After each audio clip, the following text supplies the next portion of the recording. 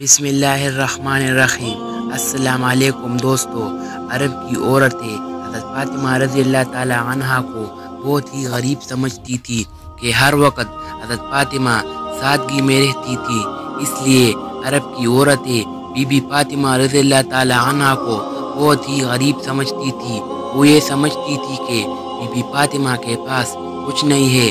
حضرت فاطمہ رضی اللہ تعالی عنہ کی سخاوت کی باتیں کچھ عورتیں کرنے لگی۔ ان عورتوں میں سے ایک منافق عورت بولی کہ میں نہیں مانتی کہ بنت رسول اللہ کے پاس کوئی معجزہ ہے یا کوئی دولت ہے، وہ ہر وقت سادگی میں رہتی ہے۔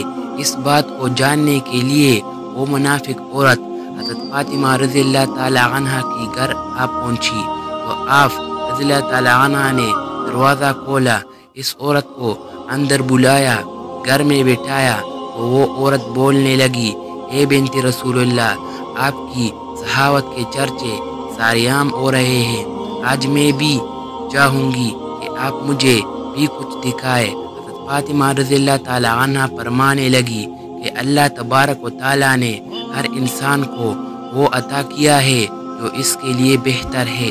بی بی فاطمہ رضی اللہ تعالی عنہ فرمانے لگی، اے عورت، وہ نعمت دیکھو جو اللہ تبارک و تعالی نے تمہیں جسم کی صورت میں عطا کیا ہے، ان نعمتوں کے آگے دنیا کی دولت کچھ بھی نہیں ہے۔ وہ عورت بی بی فاطمہ رضی اللہ تعالی عنہ کی باتوں پہ ہنسنے لگی اور کہنے لگی کہ میں آپ کے گھر پہ دولت دیکھنے آئی ہوں کہ آپ کے پاس کتنی دولت ہے۔ وہ عورت کہنے لگی کہ آپ مجھے کوئی دولت یا معجزہ دکھا دے تو میں مان جاؤں گی کہ آپ کا بابا اللہ کا رسول ہے اور آپ کا خاندان سچا ہے۔ حضرت فاطمہ رضی اللہ تعالی عنہ نے فرمایا کہ وہاں پر میرا مصلی رکھا ہے جس پر میں نماز پڑھتی ہوں، اس کو ہٹا کر دیکھو تو تمہیں تمہاری مراد مل جائے گی۔ وہ عورت جیسے ہی سیدھا فاطمہ رضی اللہ تعالی عنہ کے حجرے میں پہنچی اور اس نے مصلی ہٹا کر دیکھا تو اس عورت نے کیا دیکھا کہ اس مصلی کے نیچے یا تعداد میں خزانے پڑے ہوئے تھے، ہیرے جواہرات اور کافی سارا سونا تھا، جو وہ دیکھ کر حیران ہو گئی۔ وہ جیسے ہی جواہرات نکالتی رہی تو وہ مال ویسے کا ویسا ہی رہا۔ وہ عورت جیسے ہی بی بی فاطمہ رضی اللہ تعالی عنہ کے پاس آئی تو بی بی فاطمہ رضی اللہ تعالی عنہ نے اس عورت کو مسکراتے ہوئے دیکھنے لگی اور وہ عورت بی بی فاطمہ رضی اللہ تعالی عنہ کو بہت ہی حیرت سے دیکھنے لگی اور وہ عورت آپ رضی اللہ تعالی عنہ سے کہنے لگی کہ آپ کون ہے؟ آپ تو اتنی سادگی میں رہتی ہے، آپ کا لباس اتنا سادہ ہے اور آپ کے پاس اتنی دولت ہے، میں تو یہ سوچتی تھی کہ آپ کے پاس دنیاوی دولت نہیں ہے، تب ہی آپ اتنی سادگی میں رہتی ہے۔ بی بی فاطمہ رضی اللہ تعالی عنہ نے انہیں فرمانے لگی کہ اللہ تبارک و تعالی نے دنیا کے تمام خزانے اہل بیت کے قدموں میں رکھ دیے اور اللہ کی مرضی یہ ہے کہ ہم سادگی میں رہیں تاکہ کوئی بھی شخص سادگی اختیار کرنے میں کوئی شرم نہ کرے۔ حضرت فاطمہ رضی اللہ تعالی عنہ انہیں فرمانے لگی کہ اس دنیاوی دولت کا تو آخرت میں سخت حساب دینا پڑے گا۔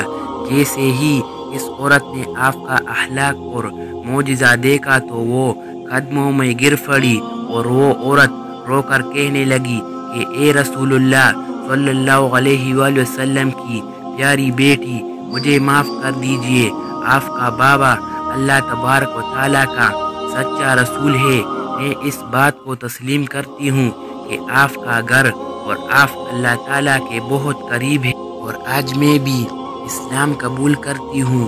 سلام ہو رسول اللہ صلی اللہ علیہ وآلہ وسلم کی پیاری بیٹی کی سخاوت پر، جس کو کفار بھی دیکھ کر مسلمان ہو جاتے تھے۔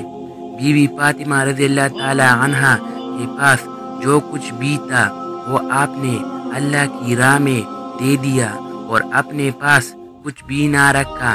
بی بی فاطمہ رضی اللہ تعالی عنہ اپنے گھر کے سارے کام اپنے ہاتھوں سے کیا کرتی تھی بچوں کی پرورش بھی کرتی اور گھر میں سارا دن چکی میں آٹا بھی پیسا کرتی تھی۔ آپ رضی اللہ تعالی عنہ ہر وقت سادگی میں رہتی تھی۔ ایک عورت آپ رضی اللہ تعالی عنہ کے پاس آئی اور کہنے لگی کہ اے بنت رسول اللہ، میرے 3 سوال ہے۔ پہلا یہ کہ کوئی ایسا عمل ہے جس سے انسان کے سارے گناہ معاف ہو جائے، اور دوسرا سوال، اللہ تبارک و تعالیٰ کے نزدیک سب سے افضل کون سا گھر ہے، اور تیسرا سوال، انسان اور جنت کے بیچ فاصلہ کتنا ہے۔ یہ بات سن کر بی بی فاطمہ رضی اللہ تعالی عنہ فرمانے لگی کہ میں نے اپنے بابا حضرت حضور صلی اللہ علیہ وآلہ وسلم سے سنا ہے کہ اپنے والدین کی خدمت کرنا ایک ایسا عمل ہے کہ اللہ تبارک و تعالی انسان کے گناہ ایسے معاف کر دیتا ہے جیسے آگ لکڑی کو ختم کر دیتی ہے۔ اور تمہارا دوسرا سوال تھا کہ اللہ تبارک و تعالی کے نزدیک کون سا گھر زیادہ افضل ہے۔ جس گھر میں عورتوں کا پردہ جتنا افضل ہوگا، اللہ کے نزدیک اس گھر کا مقام بھی افضل ہوتا ہے۔